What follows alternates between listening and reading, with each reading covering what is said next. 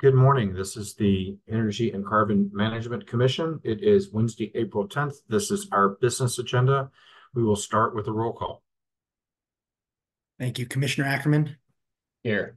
Commissioner Cross, Present. Commissioner McGowan, Here. Commissioner Mesner, Here. Commissioner Oath, Commissioner Ray, Commissioner Robbins. Here. Mr. Chair, you have 5 of 7 commissioners present. All right. Good morning. Great to see everybody. We have a quorum. We can conduct business, so let's do it. We will start with commissioner comments. I would note that yesterday afternoon at a duly organized business agenda, the commission met and we laid over the cumulative impact rulemaking until May 15th to allow for whatever may occur in the legislature to happen or not. We will expeditiously act on directions given to us by the Colorado legislature, whether it's to move forward with the current cumulative impact definition and rulemaking, or if it's a new definition, neither of which we are sure of at this moment. Everyone should be aware of that. I anticipate that we'll have a hearing officer order memorialize that for all of our parties in the cumulative impact rulemaking. And I would note to everyone that's listening in that this is the one area of consensus that has been reached by everyone, is that it does make sense to put a pause on cumulative impacts rulemaking while we give the legislature an opportunity to tell us what it is we should be doing. So with that, those are my commissioner comments. Does any other commissioner have comments? Seeing none, we move to consent agenda. This is the part of our agenda in which matters that are non-controversial are taken up by the board. We take them up as a motion unless there are questions. Are there questions on consent agenda? Seeing none, is there a motion to approve consent? So moved. Second. Motion and a second to approve consent. Any further discussion? Seeing none, all those in favor of consent signify by saying aye. Aye. Any opposed? Motion carries. We continue into our docket with docket number 2303000063, an oil and gas development plan proposed by Crestone Peak Resources, and it is called the Lussing Trust North OGDP. And I believe that we need to tee up the attorney of record as well as the attorney's witnesses. Good morning, Ms. Jost. I assume your witnesses are making their way to the panel. Yes, good morning, Chair. They are. Just have another minute or so. Looks like we just need one more. We just need Dan Harrington. There we go. All right, Chair, we have everyone on. Great. AG Mercer, if you would like to swear in the witnesses, that would be great. Thank you, Mr. Chair, and good morning to the panelists. If you could each turn on your videos, that would be helpful. I'll just go one at a time and ask you to raise your right hand, state your name, and that you swear to tell the truth. And I'll begin with Mr. Harrington. I, Dan Harrington, swear to tell the truth. Thank you. Ms. Ellers? I, Natalie Ellers, swear to tell the truth. Thank you. Mr. Bennett? Good morning. Nathan Bennett, I swear to tell the truth. Thank you. Mr. Farkas? Hi, Scott Farkas. I swear to tell the truth. Thank you. All right, with the witnesses duly sworn, Ms. Jost, the video is yours. Wonderful, thank you. I will go ahead and share my screen. Chair, are you seeing that okay? Yep. Wonderful, thank you. Well, good morning, commissioners, staff, and members of the public. My name is Jamie Jost of Jost Energy Law, and I, along with Kelsey Wazelinski, we represent Crestone Peak Resources Operating LLC and the Lussing Trust North OGDP application that was filed on February 28, 2023, and is before you today in this docket 2303-00063. Crestone would like to thank the City of Aurora for its participation through the local permitting process and its approval of the one oil and gas location subject to this OGDP. And we'd also like to thank the ECMC staff and the director for their efforts on this OGDP as well as the box elder cap under which this OGDP is filed. As a refresher, the box elder cap was approved by this commission in order number 535-1396 on November 2nd, 2022, and the order established an approximate 37,520 acre cap for the application lands for the development of oil, gas, and associated hydrocarbons for the Niobrara, Codell, Greenhorn, and J Sand formations. Under the approved cap order and Rule 314B5, the Commission granted preliminary siting approval for the Lussing Trust 4-64 19-20 North oil and gas location in this OGDP. The Lussing Trust North location is in the southern area of the box elder cap and is within the city of Aurora. The Commission's rules and statement of basis and purpose for Rule 314 provide that if an operator receives preliminary siting approval through a cap, then the operator need not submit a duplicative alternative location analysis for a future Form 2A within the cap, which is why you did not see an ALA in this presentation. However, even if required, there is no Rule 304 ALA criteria that apply to this Lussing Trust North pad. In terms of the OGDP submittal, Crestone complied with all notice requirements for the OGDP, no formal petitions were filed, and only one public comment was submitted on the Form 2A. Crestone also appreciates the questions we received from the commissioners yesterday afternoon, and will address those questions throughout the presentation today.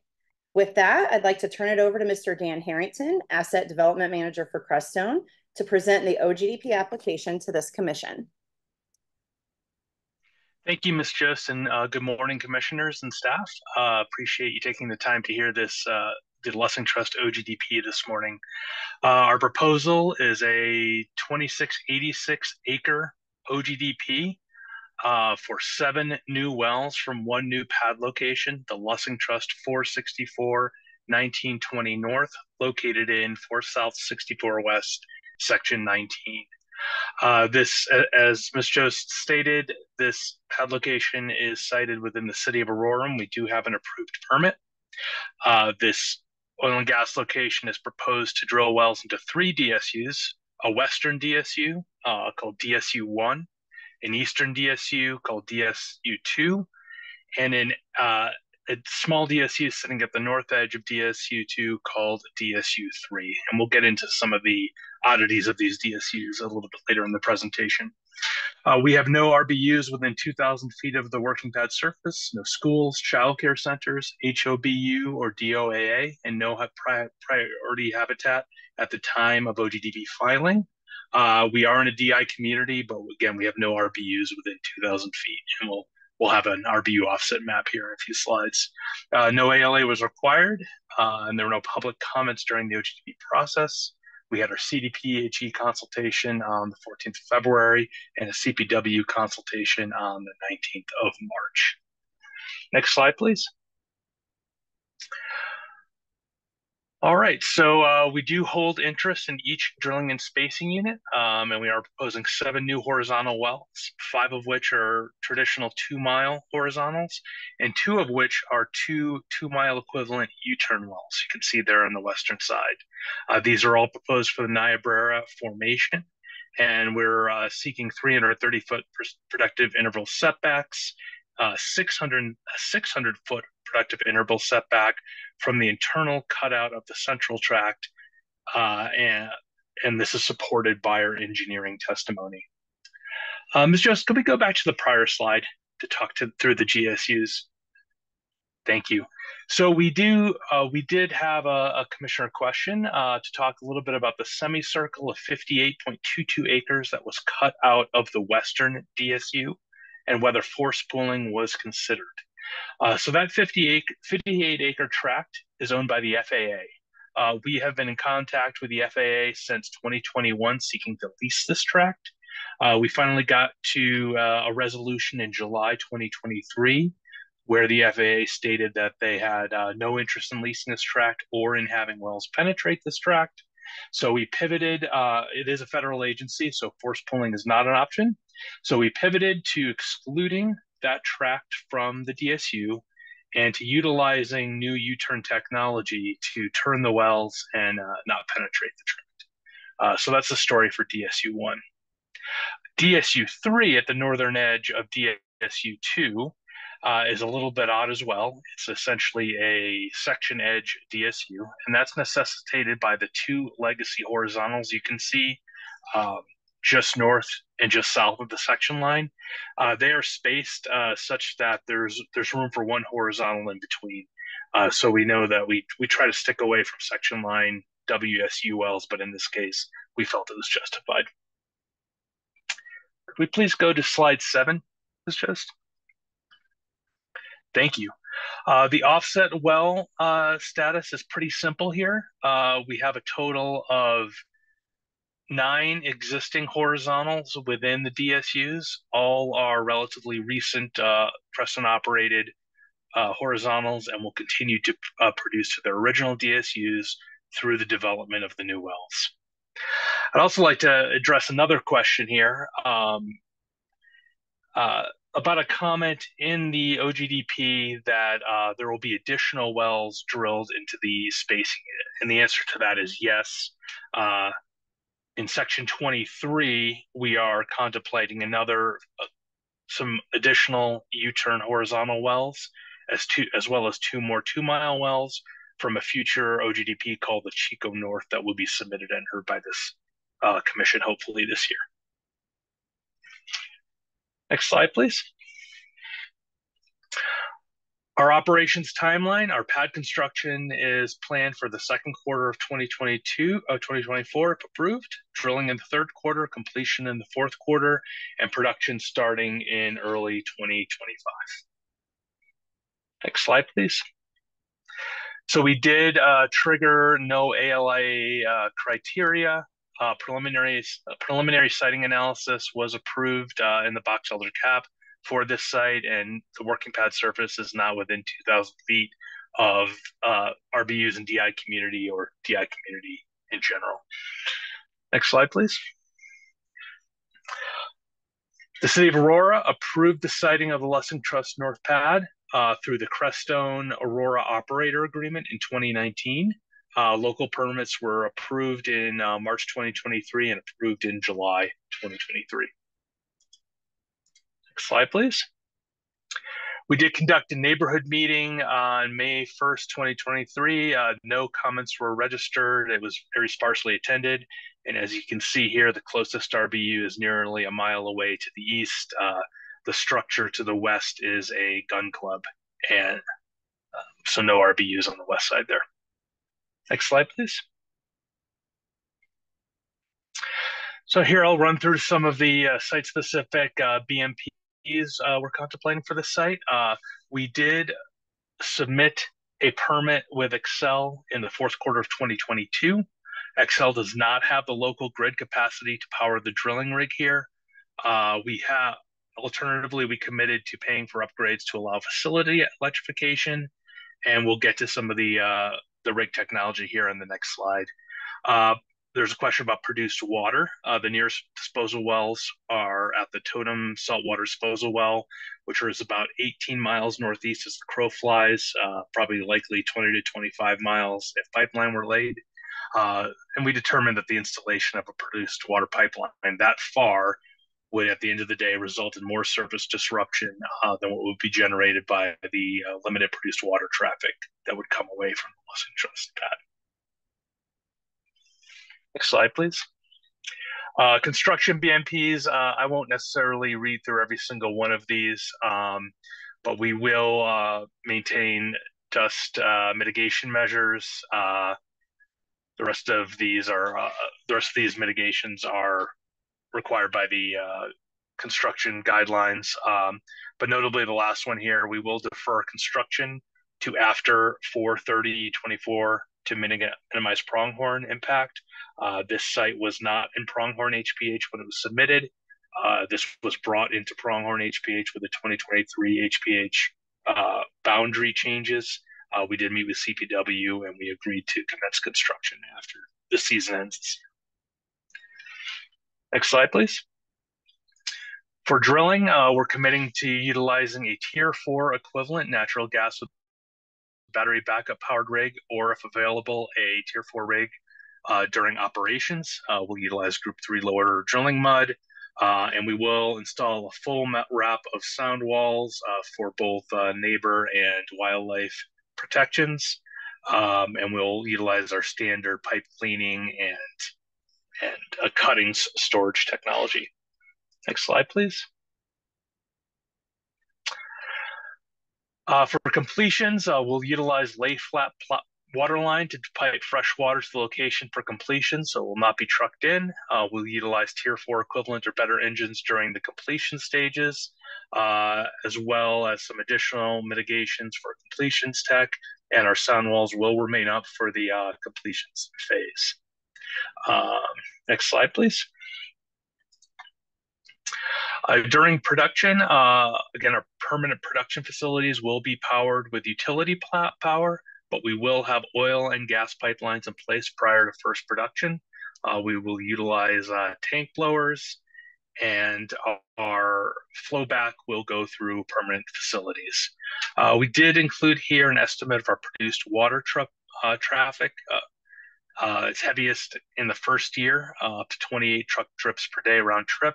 That drops off very rapidly, and we get to about 2 truck trips per day by the end of year 1. And our produced water trucking fleet is 90% Tier 4 at this point. We did have a question about a BMP in the box elder cap, but not in the OGDP, around collecting emissions from rod packing and reciprocating compressors. So rather than collect or route rod packing emissions to control equipment, our current practice is to replace rod packing on a routine basis to prevent leaks and excessive emissions. And we feel this is an alternative, is a better practice than the proposed BMP in the box elder cap. Next slide, please. We do have our director's recommendation that was issued on the 27th of March for approval of this OGDP, and we want to express our thanks to the director and staff for getting us to this point. So to close up, we ask the commission to approve the Lussing Trust North OGDP for development of 7 new wells, and to find that the OGDP is sufficiently protective of adverse impacts to public health, safety, and welfare, environment and wildlife resources, and to approve our DSUs as laid out in Exhibit C. Thank you. Great. Thank you, Mr. Harrington. And Chair, that concludes our presentation, and we'd open the panel up for questions. If I could ask the panelists to just come on video. Okay, thank you very much for the presentation.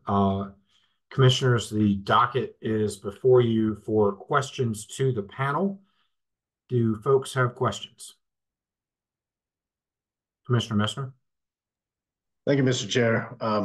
I wonder if you could talk just a little bit about understanding your rationale for not laying the produced water takeaway infrastructure for this particular OGDP, but I wonder if you could talk a little bit about any contemplation cap-wide for developing the necessary infrastructure in order to be able to manage produced water without the use of trucks throughout the cap. Is there any contemplation or consideration for that?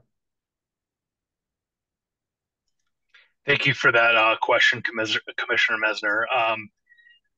As stated earlier, it is a lengthy tieback to the nearest saltwater disposal well. Recent regulations have been passed in Aurora and are pending in Arapahoe County that completely ban saltwater disposal wells within those counties. So we really have no chance of installing a local well. That long of a pipeline is a very difficult matter. And of course, the produced water from the Niobrara Formation drops off very quickly. There's no free water in the system here. So essentially, we're just removing our initial completed water. We get to a steady state of a very low truck volume relatively quickly compared to other fields in the United States. And especially since the box elder cap is now nearing the end of its development, we really did not contemplate installing that line.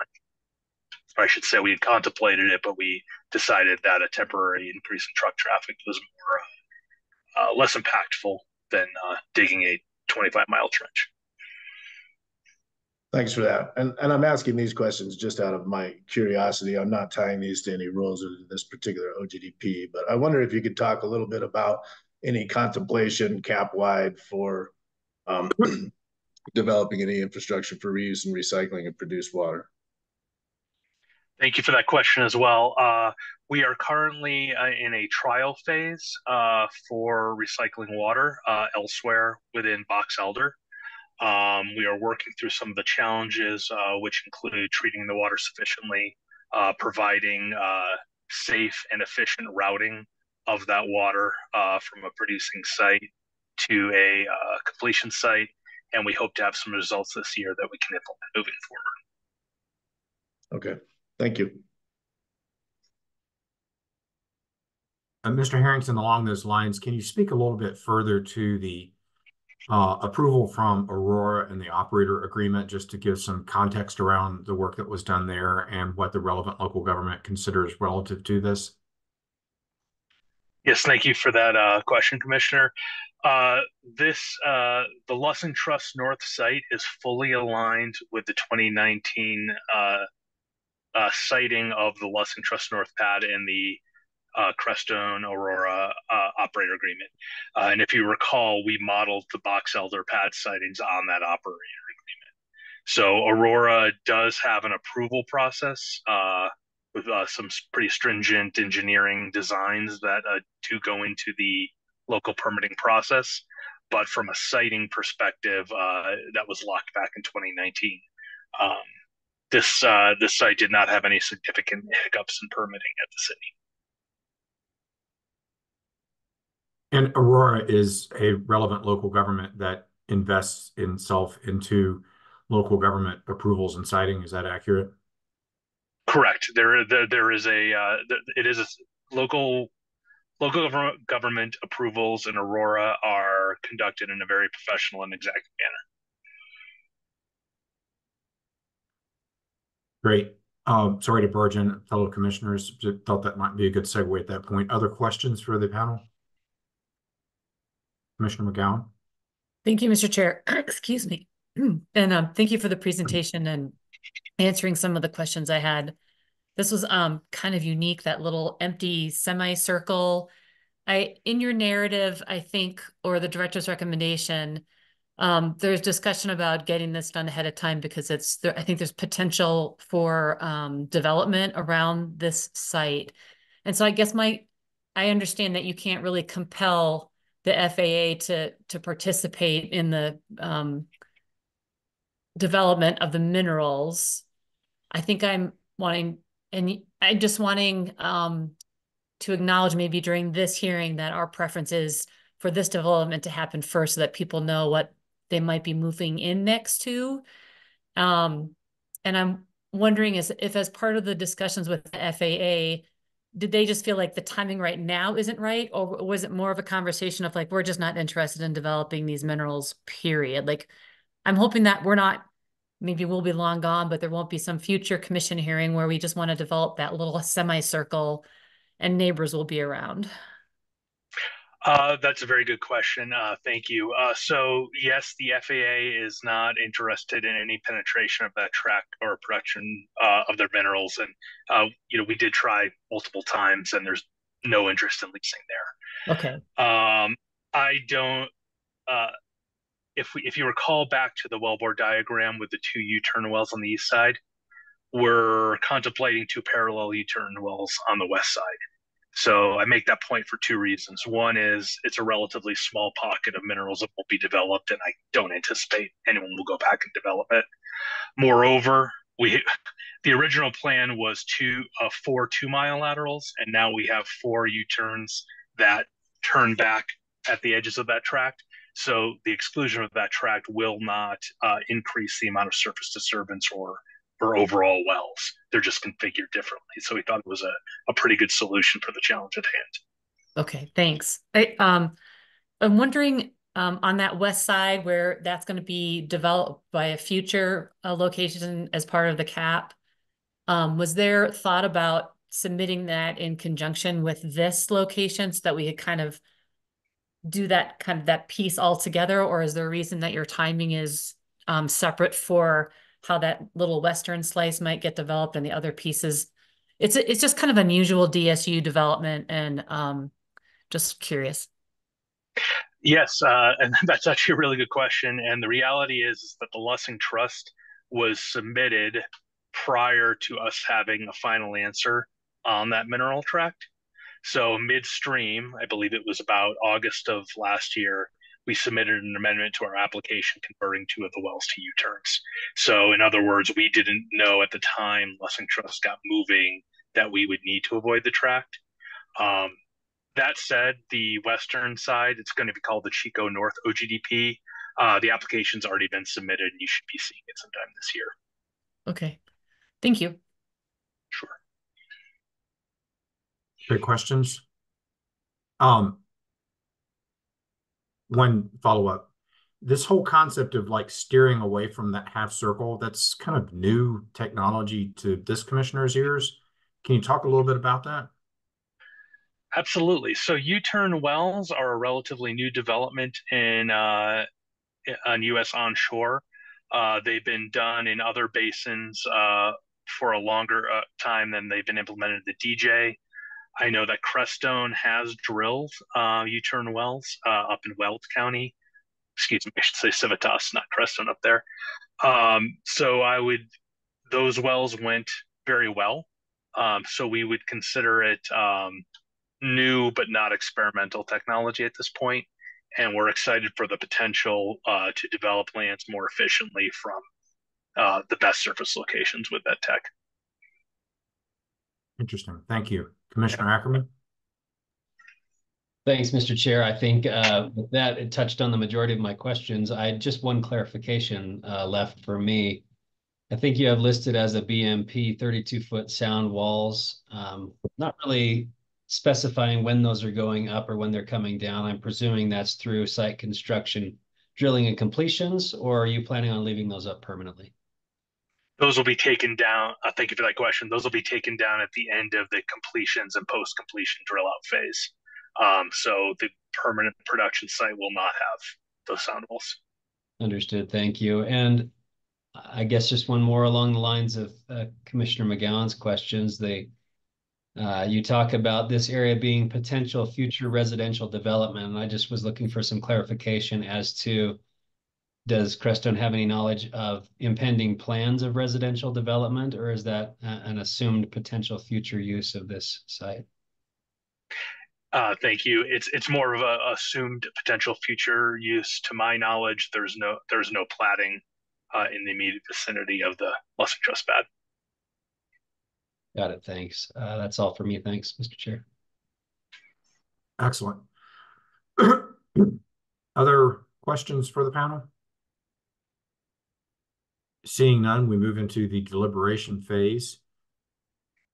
Do commissioners have deliberative thoughts? I think the applicant has done a good job here. Commissioner Messner? Thank you, Mr. Chair.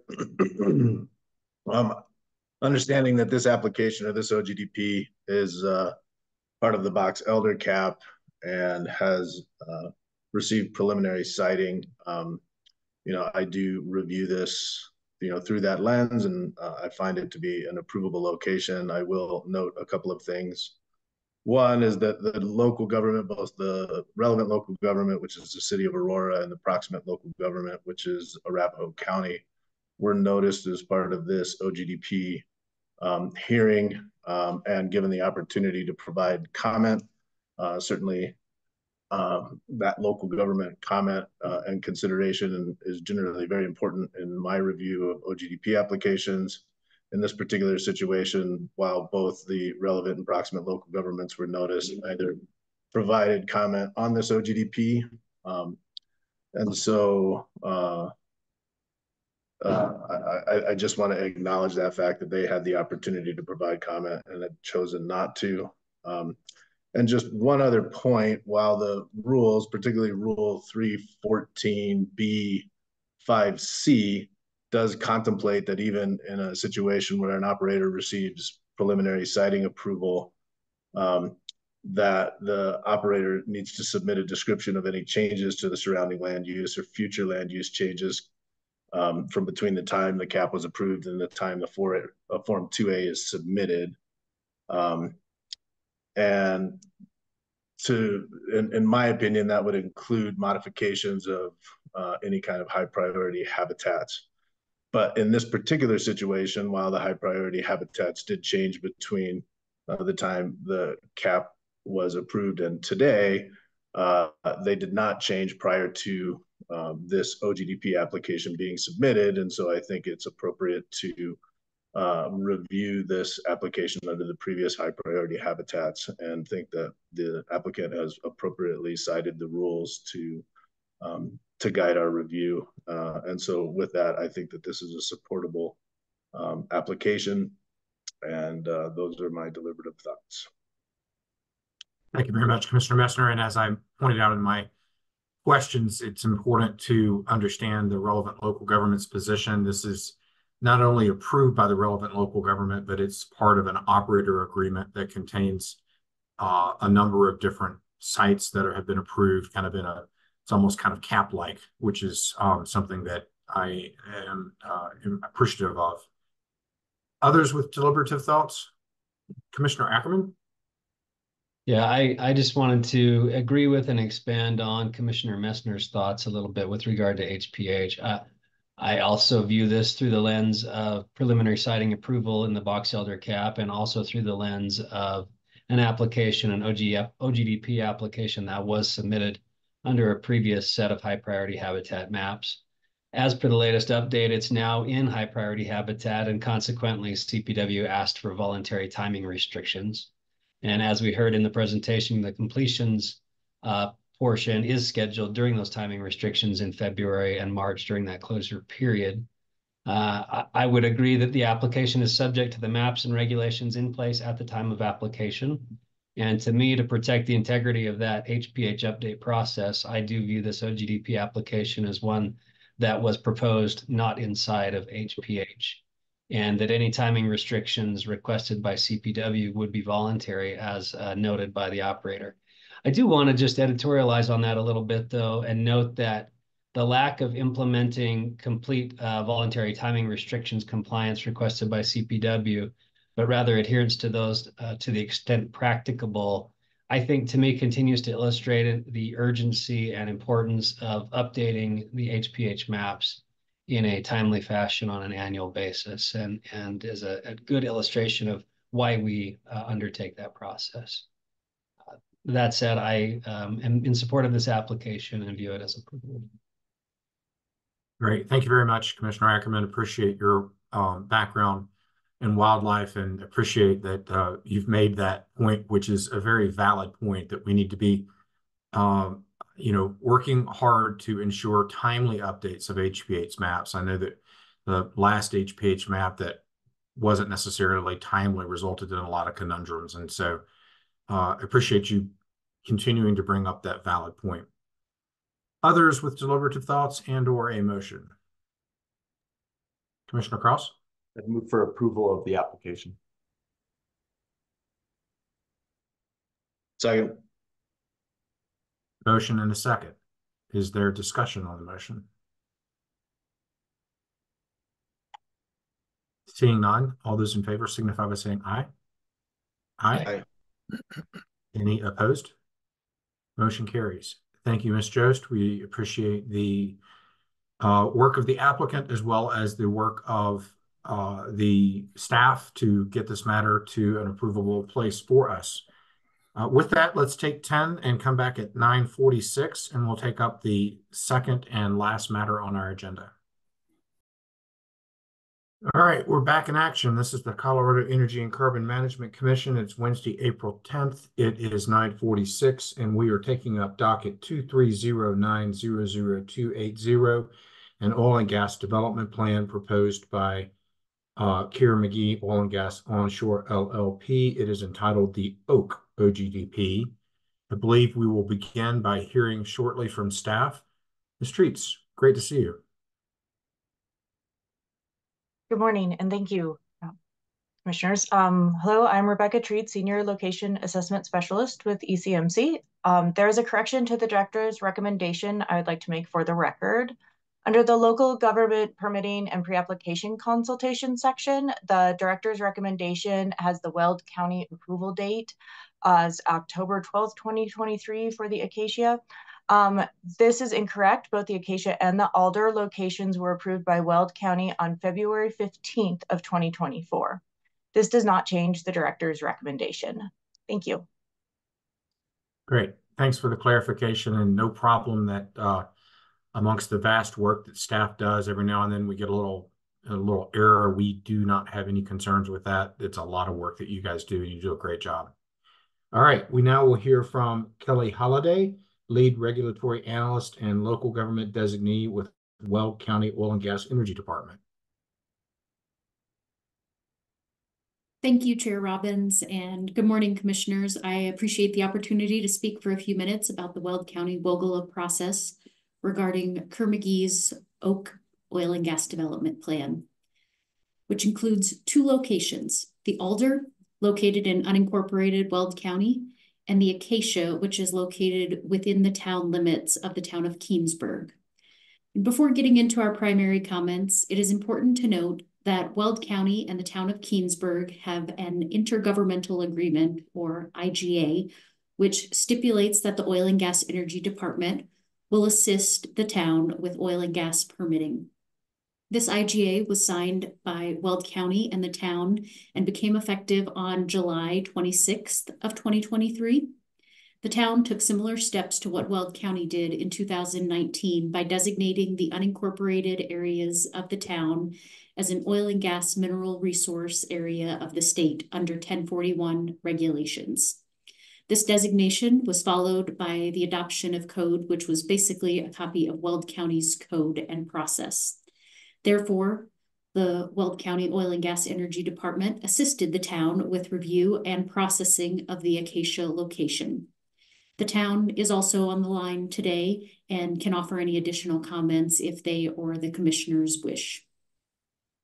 The Oil and Gas Energy Department held a pre-application meeting on May the 3rd for both the Alder and Acacia locations.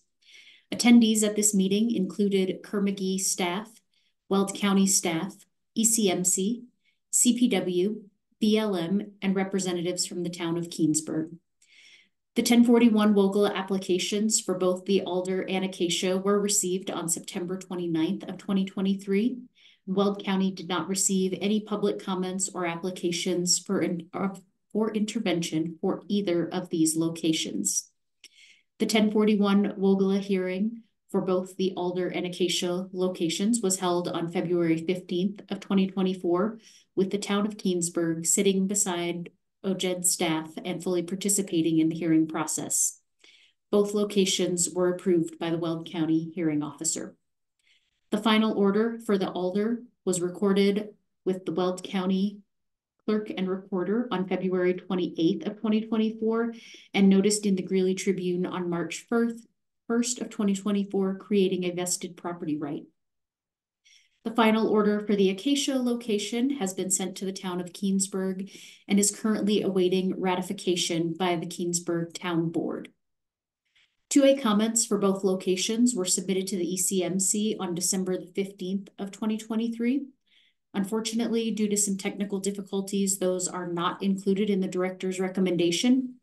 Those comments were resubmitted to the WOGLA staff on March the 14th of 2024 to make certain that they are part of the record.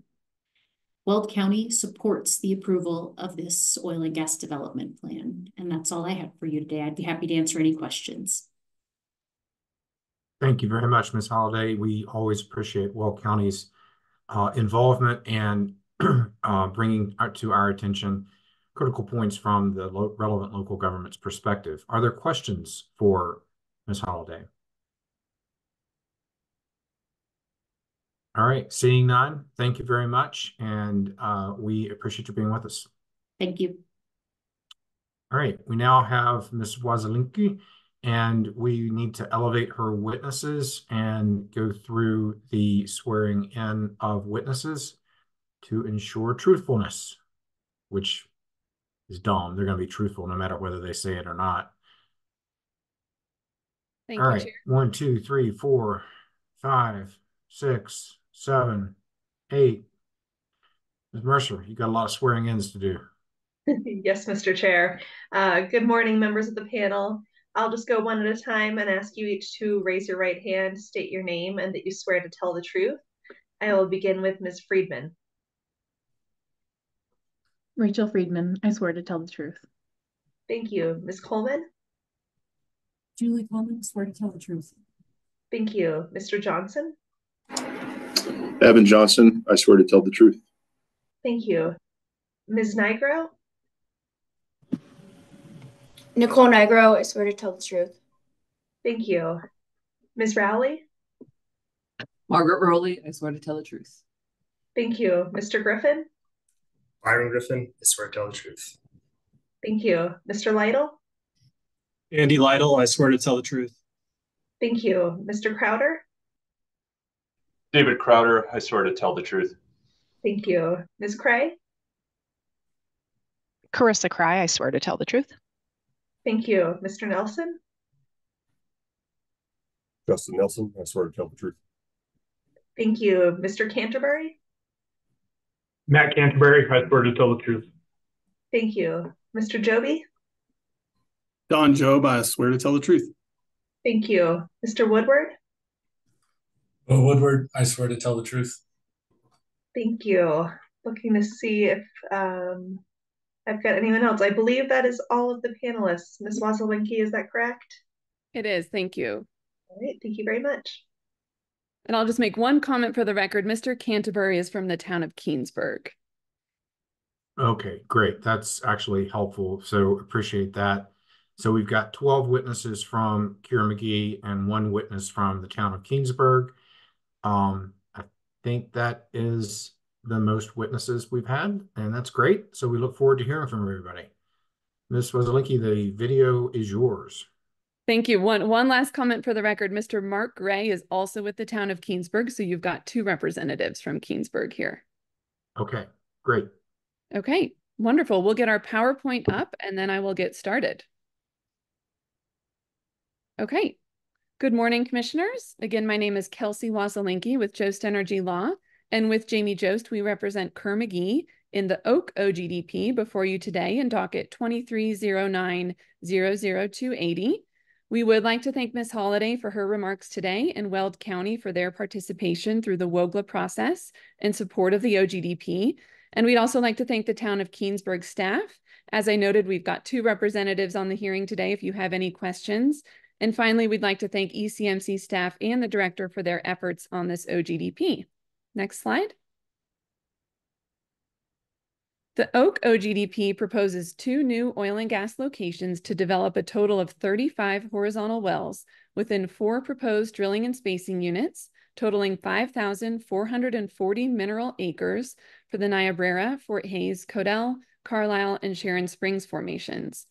The requested Form 2As are for the Acacia pad for 16 wells and the Alder pad for 19 wells. Weld County is the relevant local government for the Alder location, and the town of Keensburg is the relevant local government for the Acacia location.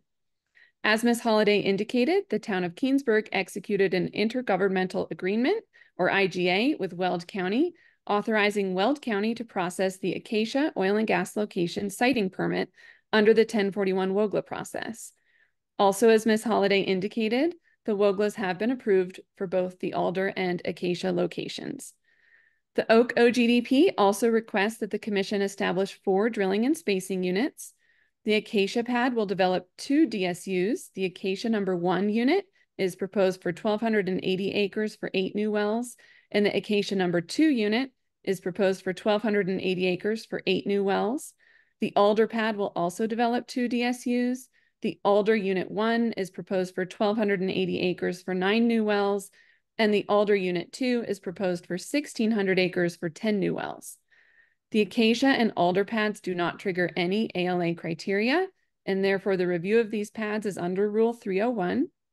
The team will describe the BMPs proposed on each Form 2A, how the siting and BMPs avoid, minimize, and mitigate potential adverse impacts to public health, safety, welfare, the environment, and wildlife resources, and protect against adverse environmental impacts on any air, water, soil, or biological resource. And finally, the OGDP was noticed to all interested parties pursuant to applicable rules. No public comments were received on the 2As, and one mineral-related petition was submitted but later withdrawn. And with that brief summary, I will turn it over to Rachel Friedman. Good morning, Chair Robbins and Commissioners. My name is Rachel Friedman. I'm a geological advisor with Kerr-McGee. It's my pleasure to review our proposed Oak OGDP with you today. We'd like to extend our thanks to ECMC staff, Weld County staff, and Keensburg staff for their work on this application. The Oak OGDP consists of two locations, the Acacia 1317 HC and the Alder 2316 HC, which together will be used to develop 5,440 acres using 35 wellbores. Neither Acacia nor Alder have any ALA triggers. We did not receive any public comments on the OGDP. Our WOGLAs were approved in January. One petition regarding minerals was submitted and later withdrawn. Next slide, please. The Acacia location is proposed in the southwest quarter of the southwest quarter of Section 17, Township 2 North, Range 63 West. From this location, Kerr-McGee intends to develop 2,560 acres. The town of Keensburg is the relevant local government, and Weld County is the proximate local government. The town and the county have signed an intergovernmental agreement that allowed this location to be processed through the Weld County 1041 WOGLA process. There are no RVUs within 2,000 feet of the proposed working pad surface and no other 304 B2B criteria triggered at this location. Next slide, please. The Alder location is proposed in the northeast quarter of the southwest quarter of Section 16, Township 2 North, Range 63 West. From this location, Kerr-McGee intends to develop 2,880 acres. Weld County is the relevant local government. There are no RVUs within 2,000 feet of the proposed working pad surface and no other 304 B2B criteria triggered at this location. The access road will disturb the floodplain, and Kerr-McGee has received a floodplain permit from Weld County. Next slide, please. These pads are in an underdeveloped portion of the Wattenberg field and considered exploratory by Kerr-McGee. The map on the right shows the existing vertical and horizontal wellbores in the area. You can see how few wellbores there are nearby, especially when compared with the core of Wattenberg field to the northwest. Next slide, please. Our operations timeline is shown on this slide. As a result of the exploratory nature of this area, we intend to drill, complete, and turn over to sales half of the Acacia wells in the second half of 2024. This will allow us to analyze the production results of those wells and understand the production expectations in the area before we return to drill the remaining Acacia and Alder wells in 2026. Next slide, please. The Acacia location is in an area that's zoned heavy industrial by the town of Keensburg. The surrounding land use is in line with that zoning designation. The EWS number 4 DJ Basin LLC saltwater disposal well is directly to the north. The owner of the SWD has signed informed consent. The Plains Marketing Loadout Facility is located directly to the east, and just to the north of the SWD is a Rocky Mountain Midstream facility. Next slide, please. The Alder location is east of the Plains Marketing Loadout Facility and northeast of the Prospect Valley Dairy. We've had several interactions with the owners of the dairy, and they have expressed no concerns with our proposed development. Next slide, please. The Acacia location was inspected in 2022 and 2023 for wildlife. Potential for burrowing owl habitat exists, and as such, we will survey the area prior to starting construction. No wetland vegetation was observed within 500 feet of the working pad surface, and no other environmental concerns were noted. Next slide, please. The Alder location was also inspected in 2022 and 2023 for wildlife. Potential for burrowing owl habitat exists, and as such, we will survey the area prior to starting construction. No wetland vegetation was observed within 500 feet of the working path surface, and no other environmental concerns were noted here either. Next slide, please. As I mentioned earlier, this is an underdeveloped part of the Wattenberg Field. As a result, there are no legacy wells or locations available to plug in this area. ECMC regulations require that Kerr-McGee evaluate the existing wellbores within 1,500 feet for adequate zonal isolation. We have evaluated the wells within 3,000 feet for adequate isolation and P&A potential. Within the 3,000-foot buffer, there are 32 wells that are already plugged and 4 shut-in wells that are operated by others.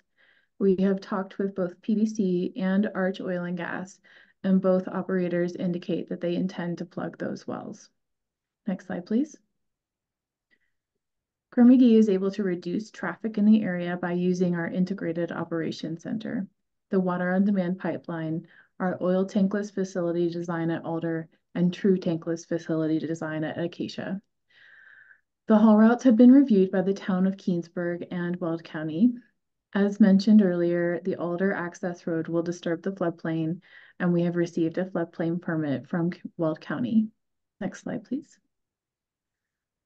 Kerr-McGee has the lowest emissions inventory intensity of any oil and gas operator in the DJ Basin and has already met the 2030 CDPHE Regulation 7 target. Our rig power will be supplied by natural gas engines with a battery energy storage system and a rig engine management system with a diesel backup for the highest demand portions of the wells. Completions will be performed using Tier 4 equivalent or better engines. If portions of the OGDP are drilled or completed within ozone season after 2025, Kerr-McGee will adhere to CDPHE AQCC rules for drilling rig and completion engines and will follow one of the use practices outlined in Regulation 7, Part D 6E1. Next slide, please. To mitigate noise, Kerr-McGee will place 940 feet of sound walls on portions of the west and south sides of the Alder location. We will use a modified drilling rig with noise reduction features and quiet completions fleets. Construction will take place during daylight hours with no need for lighting.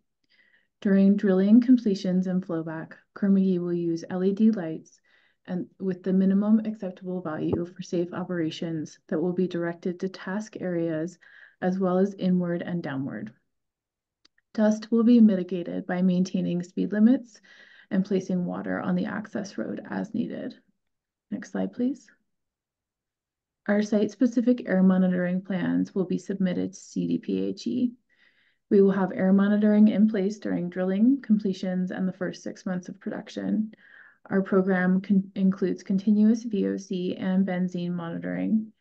Air monitoring reports will be submitted at the end of each month to CDPHE and will be posted to the Oxy stakeholder website. Next slide, please. We have been conducting air monitoring using our approved full field-wide program since 2020. In that time, we have monitored 23 drilling sites, 31 completion sites, and 19 production facilities. Over 8,500 benzene samples have been collected, with all results significantly below health guidance values. With that, I will now pass the presentation back to Ms. Wazelinski to conclude. Thank you, Ms. Friedman.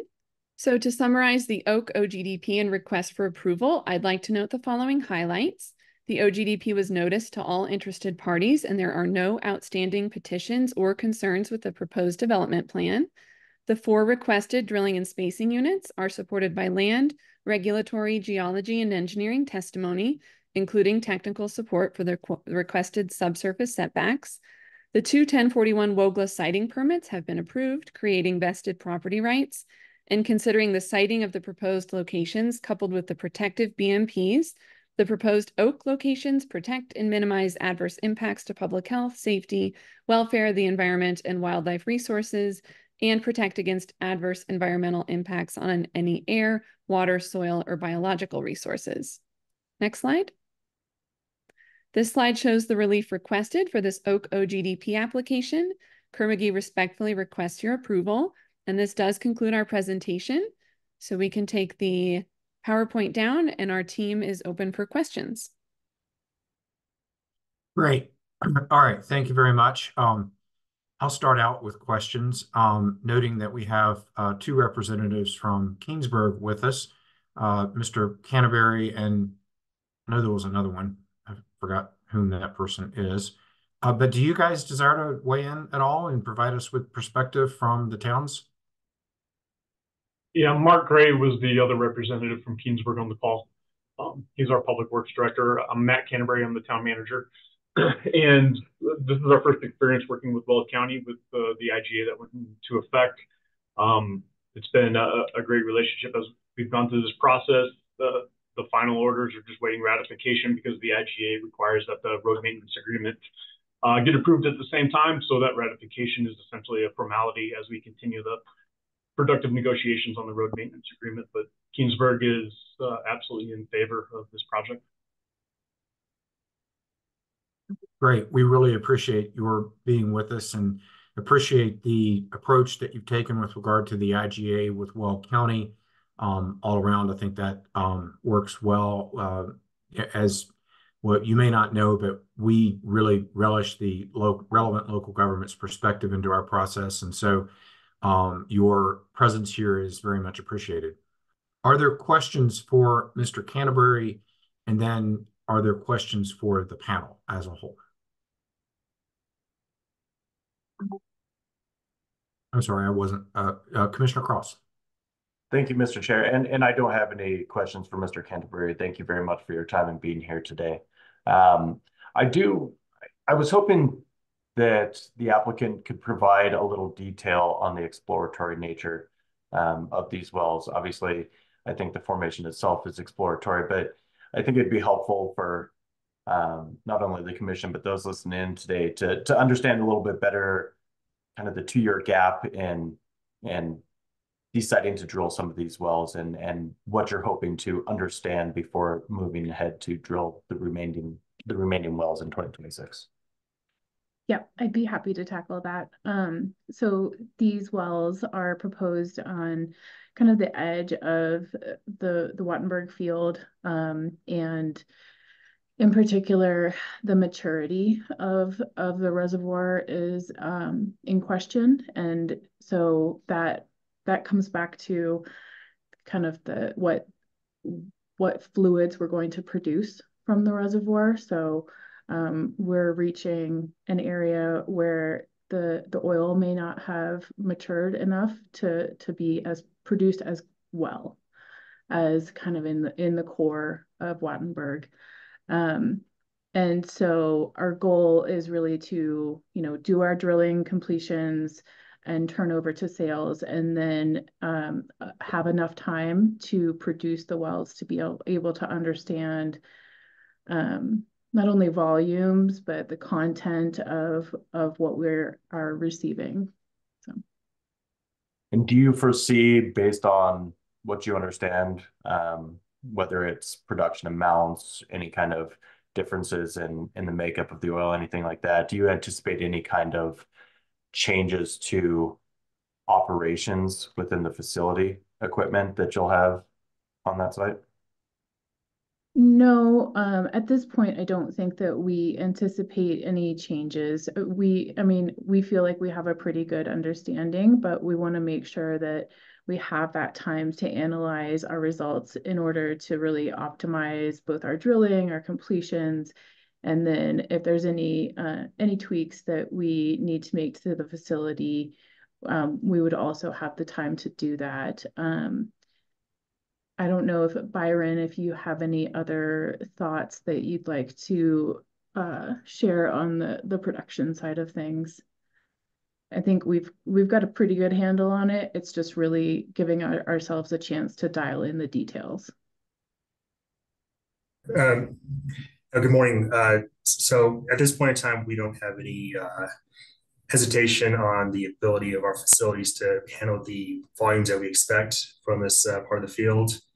But as Rachel had mentioned, we'll continue to evaluate that as time moves on and we begin to produce these wells. Thank you. That's the only questions I had, Mr. Chair. Thank you, Commissioner Cross. Others with questions for the panel? Commissioner Ackerman? Thanks, Mr. Chair. And I apologize if you touched on this and I missed it, but I note the produced water plan being trucked from Alder, but there being a pipeline from the Acacia. Can you clarify to me where it's being piped from the Acacia? Was it considered to build a flow line between the Alder and the Acacia in order to pipe all produced water? Yes, of course. So we will be taking our produced water from Acacia to the EWS facility that is directly to the north of the Acacia location. And we are working diligently to try to get a produced water pipeline from Alder to Acacia, and then from Acacia to the saltwater disposal well. At this time, we can't commit to that. We just haven't got our right-of-way agreements in place yet. Thank you. But is that something that you intend to continue to work on, even if this is approved? Yes, of course. Thank you. Also, I'll address this a little more during deliberations, but there was a bit of a different circumstance here with CPW also holding a hunting lease, which required, some discussions about a safety buffer. Can you talk a little bit more about the limitations of that safety buffer to 100 feet? What considerations went into the establishment of that distance? I know there'll be rifles used in this area. Elaborate on how a 100-foot buffer is the right number, or were those discussions that you were involved in? Yes, of course. So the State Land Board originally approached CPW, I think in 2022, regarding, the overlap of our use and their existing hunting lease. And the recommendation back from CPW was that the establishment of a safety buffer. I am not sure that we were involved in the discussion on the distance of that buffer exactly. But that kind of was decided between the two of them. We did hold consultation with CPW in January and discussed that hunting lease further. They at that time suggested a timing stipulation, and the State Land Board, who's the surface owner of the parcel, indicated that they did not want that timing stipulation and were in favor of the safety buffer instead. Thank you, Ms. Friedman. Nothing further. Thank you. Other questions to the panel from commissioners? Great. Seeing no further questions, we enter into the deliberative phase. Does anyone care to deliberate? Commissioner Ackerman. Thanks, Mr. Chair. Since I just raised this issue, I'll go ahead and kick things off. But before I hit that issue, I did want to note that I think this is a good application. A lot of good work was done here, and I'm in favor and in support of this application. I did want to touch on this issue that I raised, as it's something that's new. The CPW request to require seasonal timing restrictions we see relatively frequently, but not with regard to an overlap in lease, and the request being specifically associated with their leased use as well. So since this is the first time this came up, I wanted to just mention it. CPW, as was noted, is also a sub-lessee of this parcel, which is not in high priority habitat under its lease access program, and that's specifically for wildlife recreation. And so it requested those timing restrictions specifically to address hunting quality issues on the leased parcel. And as was noted, State Land Board was not supportive of that approach and rather discussed a safety buffer approach. So in my opinion, while well development will almost certainly impact the quality of hunting on this location, there aren't any ECMC regulations that address this point, and there's no jurisdiction, purview, nor intent for this commission to moderate that issue as we do for timing restrictions associated with wildlife habitat protection in high priority habitat. So as such, this timing restriction issue, in my opinion, would be one strictly between CPW and State Land Board, with the involvement and to the extent that they desire, the operator and the local jurisdictions. Safety in and around developments is something that is within our purview, and I would request as part of this that we modify and not limit the discussions to a 100-foot buffer, but rather an appropriate safety buffer intended to protect oil and gas operations and personnel as agreed upon between the same parties that I mentioned before. That said, otherwise, Mr. Chair, I am in support of this application as presented. Thank you, Commissioner Ackerman, for your deliberative thoughts. I thought it was appropriate to lead out. I'm in agreement with you. Other commissioners with deliberative thoughts? Commissioner Messner? Thank you, Mr. Chair. Nothing further. I do appreciate Commissioner Ackerman's point there. I did find it interesting. The buffer would make me nervous during hunting season to work on the rig without some further considerations as far as that buffer goes, and so do appreciate that consideration of an appropriate buffer to ensure safety. And so I think that that makes a lot of sense to me. Otherwise, I think it's a good application, and I will be in support. Final deliberative thoughts and or a motion? Commissioner Ackerman? Mr. Chair, I move to approve this OGDP as proposed with a modification to not note in our documents the 100-foot limitation to the buffer, but rather a buffer that's appropriate. Second. AG Mercer, you cool with that motion? Cool being a relatively legal term. Yes, thank you, Mr. Chair. I believe that would be most appropriately framed as a COA, altering the buffer from 100 feet to what is reasonably appropriate. So I would make that friendly amendment, and otherwise I'm cool with the motion. Love it when I get my lawyer to say cool. Mr. Ackerman, are you comfortable with the friendly amendment? I am cool too. Mr. Cross? Indubitably. Wonderful. Ms. Wazelinski, any comments on the motion that's pending? None from us. Thank you. Very good. Final deliberation on the motion. Seeing none, all those in favor signify by saying aye. Aye. Okay. Any opposed? The motion carries. Thank you very much. I know it's a lot of work to get here. Using the word cool is not trying to denigrate the work that's done. It's just trying to make our lives a little more fun. So we appreciate all that work, Ms. Wazelinski, appreciate all the work of staff. And Mr. Canterbury, we really appreciate having you here, as well as your Public Works Director, to provide the relevant local government's perspective. I know taking time out of your day is not great, but we think it's very important. So thank you very much. No, thank you for having us. I appreciate it. All right.